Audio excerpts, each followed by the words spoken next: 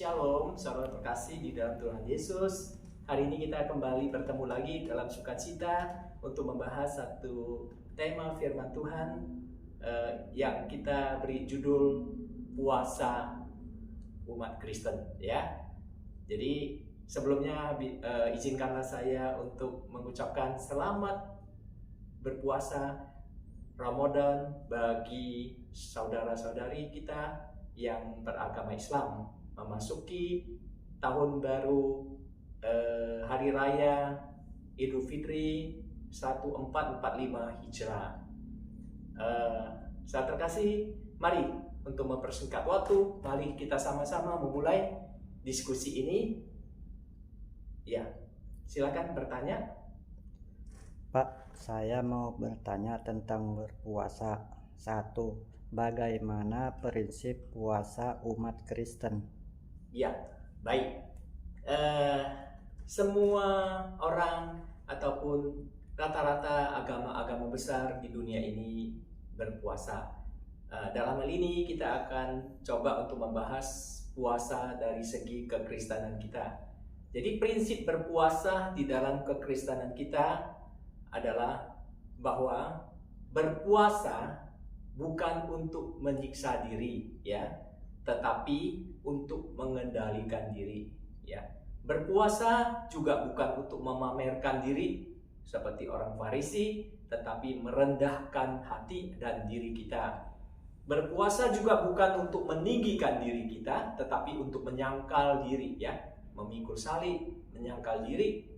Kemudian berpuasa juga bukan untuk memuramkan diri kita, tetapi untuk membersihkan diri kita. Kita bisa baca di Galatia pasal 5 ayat 22 sampai 26. Tetapi yang terutama dari semuanya ini, di dalam prinsip kekristenan kita berpuasa adalah bahwa berpuasa bukan sekedar menahan makanan atau minuman yang akan masuk ke dalam tubuh, tetapi yang lebih penting adalah bahwa kita harus bisa menahan segala perkataan dan tingkah laku yang buruk yang akan keluar dari tubuh kita. Kita bisa jelas membaca di Matius 15 ayat 11 sampai 18. Demikian. Ya. Terus yang kedua, ada berapa jenis puasa di dunia? Baik, kalau kita lihat puasa-puasa di dunia ini cukup banyak, tetapi kita akan simpulkan dalam beberapa puasa yang cukup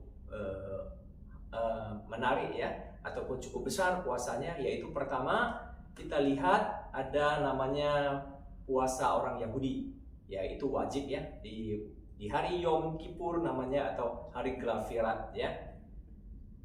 Terus kedua adalah puasa umat Islam, yaitu dilakukan di bulan Ramadan. Dan juga ada juga di dalam agama Islam ada namanya puasa sunnah, ya. Di dalam Hindu juga ada namanya puasa Ekadasi, ya. Di dalam Buddha juga ada namanya puasa Uposatha. Dan yang paling menarik adalah di dalam sekte Jain juga ada puasa namanya puasa Santara. Tetapi puasa ini ada unik sendiri. Puasa Santara adalah tidak makan dan tidak minum sampai mati. Jadi itu juga pernah ceritanya sang Siddhartha Gautama pernah juga, setelah dia melihat kesengsaraan di dalam dunia, dia mencoba menempuh dengan puasa seperti itu. Tapi akhirnya dia menyadarinya ketika sudah hampir meninggal. Kemudian ada yang memberikan dia tajin, dia sadar, kemudian dia tidak berpuasa seperti itu lagi. Jadi basically beberapa agama di dunia ini, ya, Yahudi memang bersifat wajib, ya, Islam juga bersifat wajib, Hindu juga mungkin ada sebagian, Buddha kayaknya dilakukan juga, tetapi saya tidak tahu apakah wajib atau tidak. Tetapi yang jelas yang wajib adalah puasa dalam Yahudi dan Islam. Kemudian juga di dalam kekristenan, dalam perjanjian baru memang belum ditegaskan begitu tegas mengenai kewajiban puasa. Tetapi saya katakan bahwa puasa itu adalah sesuatu yang sangat baik bagi kesehatan, eh, seperti halnya kalau kita makan sayur, berolahraga, minum air yang cukup, ya, menjaga kesehatan. Kalau hal-hal seperti itu sangat berguna untuk kesehatan, walaupun memang itu tidak merupakan satu kewajiban, tetapi kita harus mewajibkan diri kita untuk berpuasa, ya, karena itu sangat penting bagi kesehatan kita. Baik, selanjutnya Yang ketiga, apa contoh puasa umat Kristen?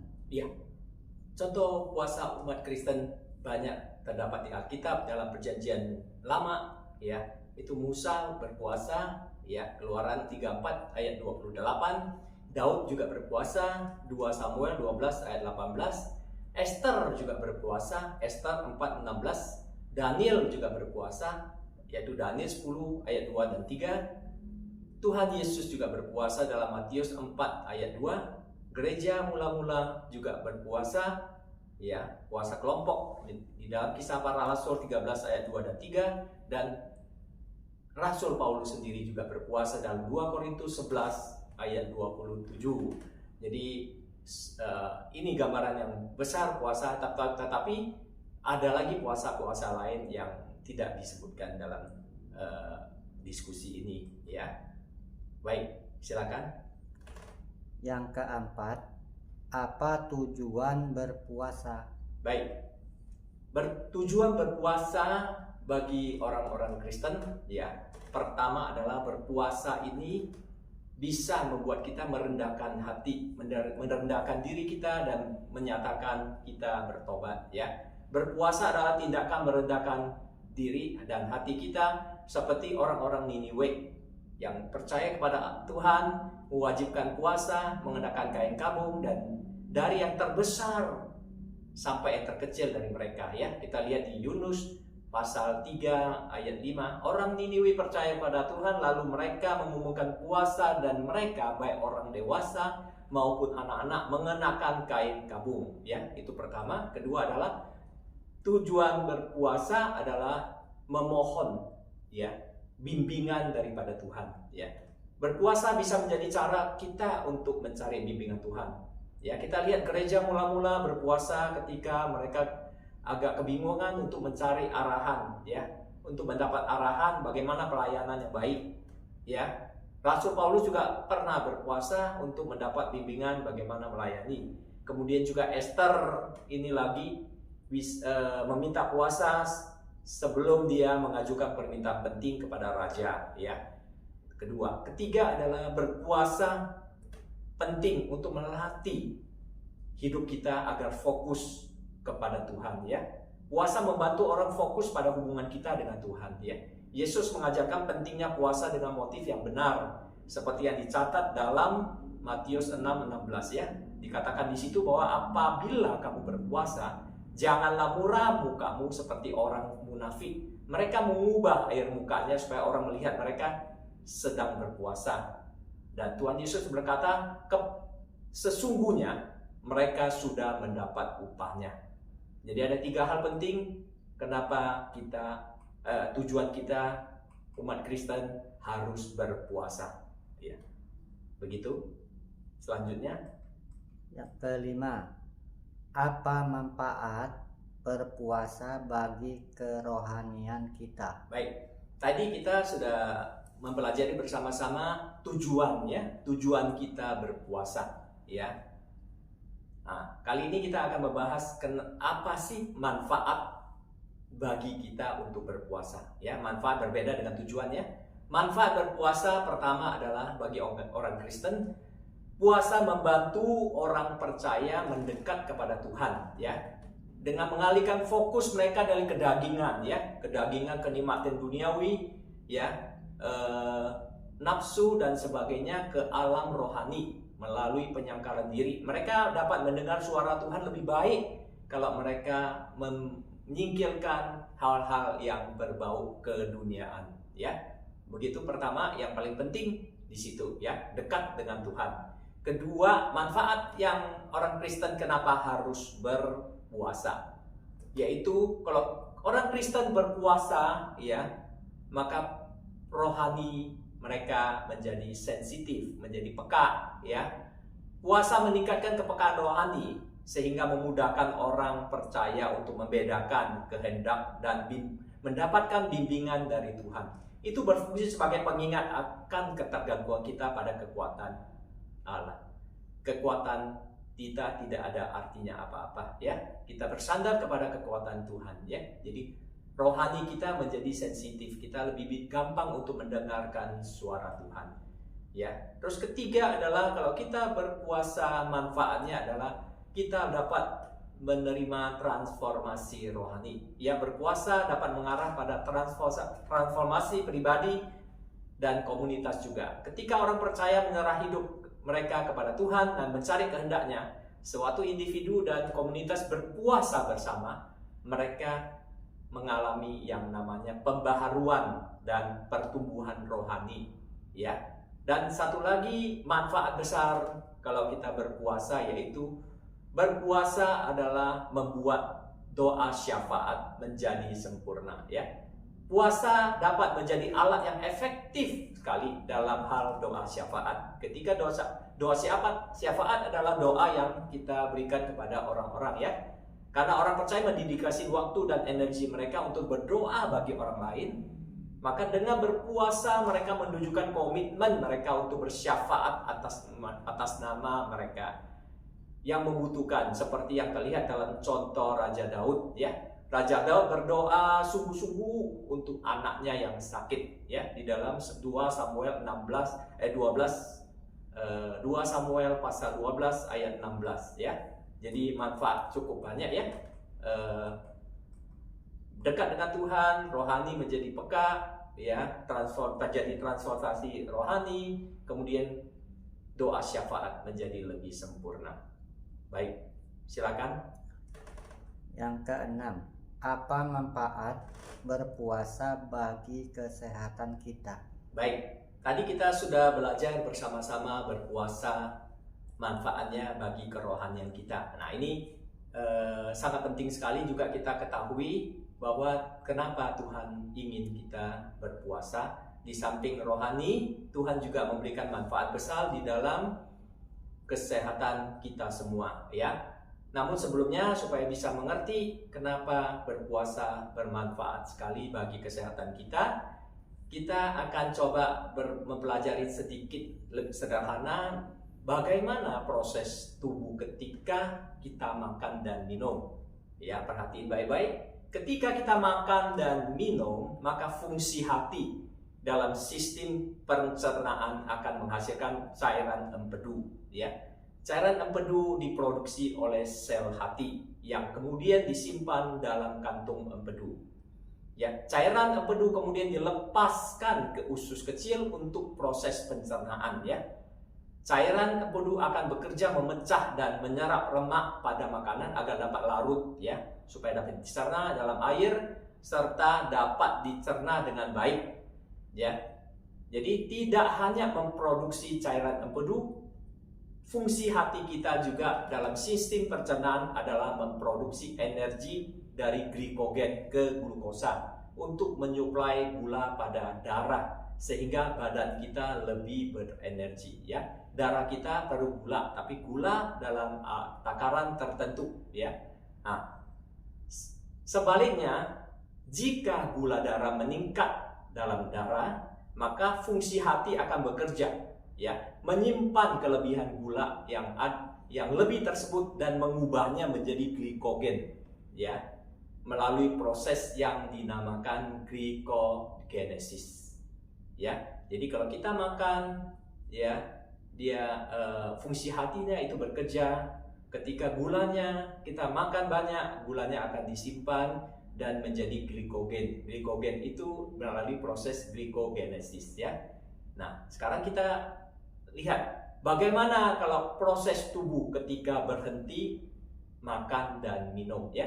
Ketika tubuh berhenti mendapat makanan atau minuman, maka tubuh akan bertahan dari gula yang disimpan di dalam liver dan otot sebagai glikogen, yang mana glikogen ini nantinya diubah menjadi glukosa, ya. proses mengubah glikogen menjadi gula, di dalam istilah kedokteran disebut glikogenolysis ya.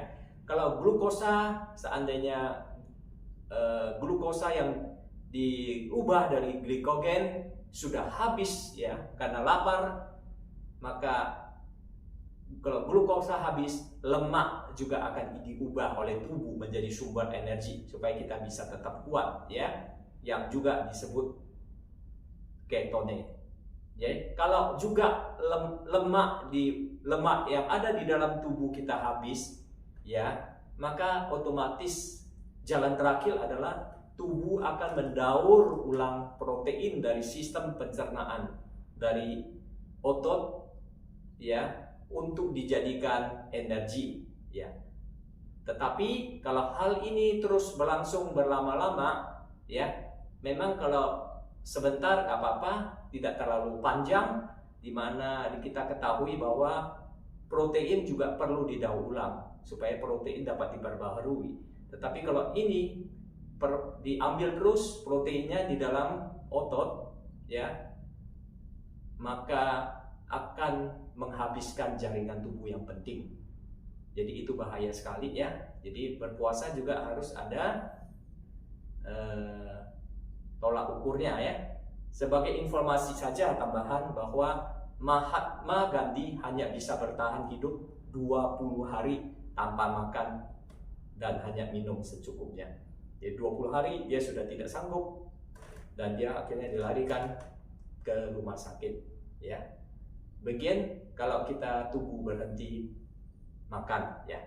Tetapi kalau kita lihat di sini dari proses tubuh tidak makan, proses yang dilakukan adalah mengambil ya gula yang ada sehingga gula terambil ya.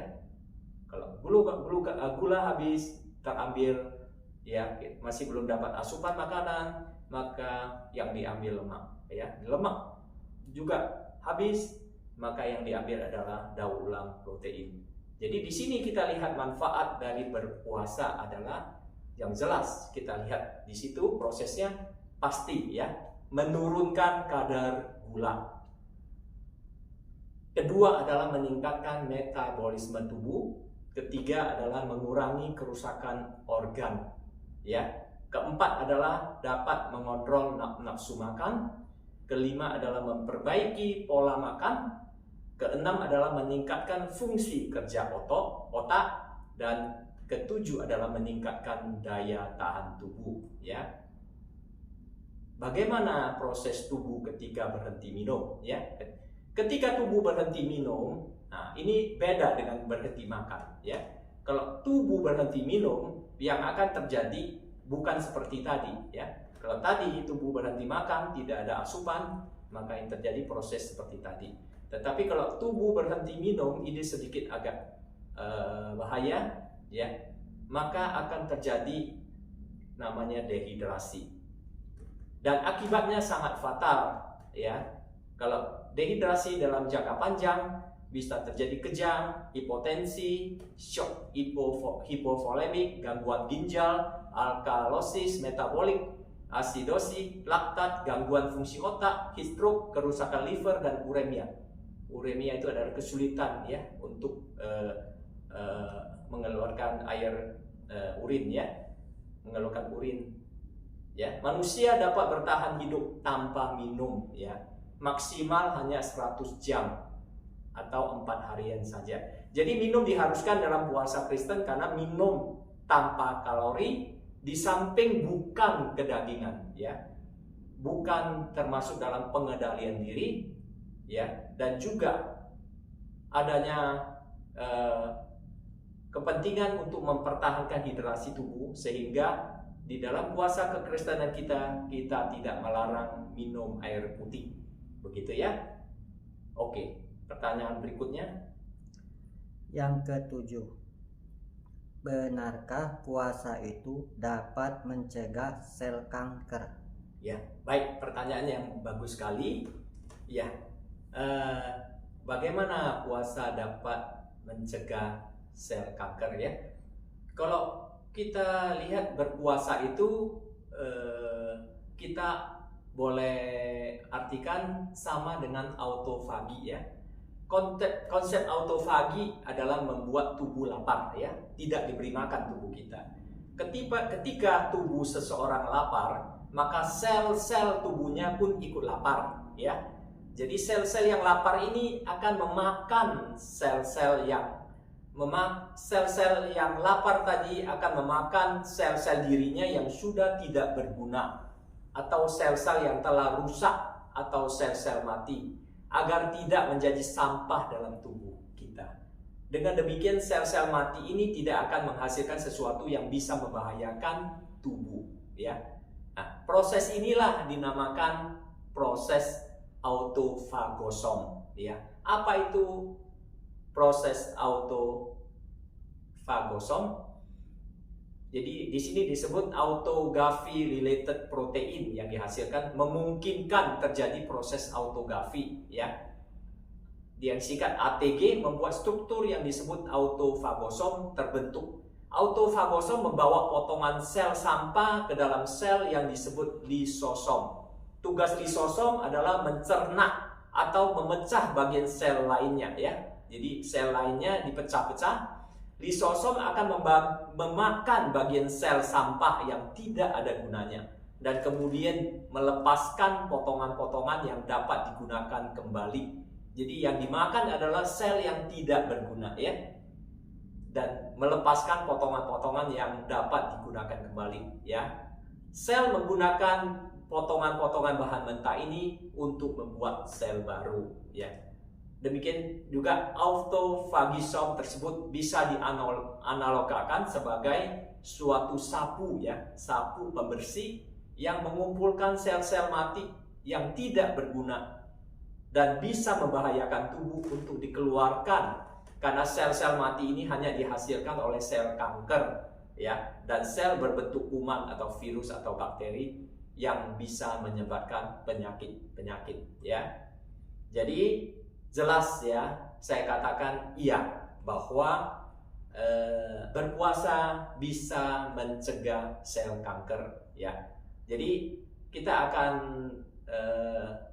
beri ringkasan manfaat daripada autofagi ataupun berpuasa adalah menghilangkan protein beracun dari sel-sel yang berkaitan dengan penyakit neurodegeneratif seperti penyakit Parkinson dan Alzheimer, mendaur ulang sistem sisa protein, menyediakan energi dan blok bangunan untuk sel yang masih memiliki manfaat dari perbaikan ya.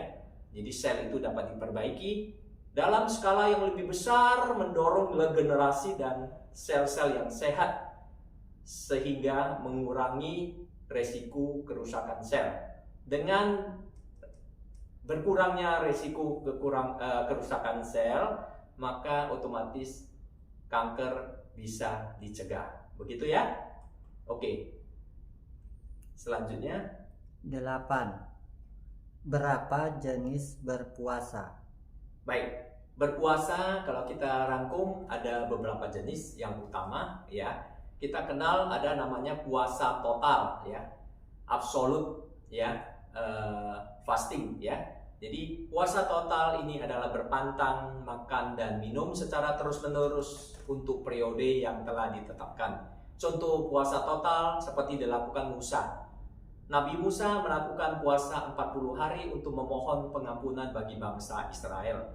Di Keluaran 34 ayat 28. Dan juga Esther sebelum menghadap raja dia juga melakukan puasa ya. Esther 4:16 ya. Jadi ada satu puasa total. Kedua adalah puasa parsial ya. Puasa parsial adalah melakukan pantang makan dan minum kesukaannya ya. Kesukaannya ya, dia suka minum apa, dia suka makan apa, dihentikan semua. Nah, namun tetap mengkonsumsi makanan dan minuman lainnya seperti yang dilakukan Daniel setelah mendapat penglihatan dari Tuhan ya, di Daniel 10 ayat 2 dan 3 ya. Saya tidak bacakan lagi. Jadi ada dua puasa parsial. Ketiga adalah puasa reguler ya. Puasa reguler ini pernah dicontohkan oleh Tuhan Yesus ya. adalah ketika seorang menjauhkan diri dari makanan tetapi tetap minum air putih secara wajar ya. Puasa 40 hari Yesus di padang gurun adalah contoh puasa reguler ya. Matius 4 ayat 2. Dan setelah berpuasa 40 hari dan 40 malam, akhirnya laparlah Yesus. Jadi 3 adalah puasa reguler. Keempat adalah puasa kelompok ya. Puasa secara bersama-sama, yang puasa dilakukan sekelompok ataupun komunitas untuk tujuan bersama ya. Dulu juga diceritakan bagaimana Niniwe ya, mereka berpuasa bersama-sama, dan banyak lagi contoh lainnya. Juga gereja mula-mula mereka juga berpuasa bersama-sama untuk mendapat bimbingan ya. Ada puasa kelompok. Jadi tadi puasa total, puasa parsial, puasa reguler, ada juga puasa kelompok ya. Silakan untuk selanjutnya. Yang ke-9, apa tips bagi umat Kristen yang mau ikut berpuasa? Baik, kalau saudara sekalian yang memang baru pertama kali mau mengikuti anjuran dari kami untuk berpuasa, maka ada beberapa tips yang mungkin boleh kami berikan sebagai pegangan supaya puasanya bisa berlangsung dengan baik dan benar ya. Pertama adalah bahwa sebelum berpuasa ya, Anda harus cek dulu ya. Sebelum melakukan puasa, Anda harus berkonsultasi dengan dokter ya, untuk memastikan apakah puasa ini aman bagi Anda untuk melakukannya ya. Bukan semua orang bisa melakukan puasa ya, terlebih-lebih puasa yang bernarasi panjang ya. Oleh karena itu perlu ada konsultasi dengan dokter untuk memastikannya.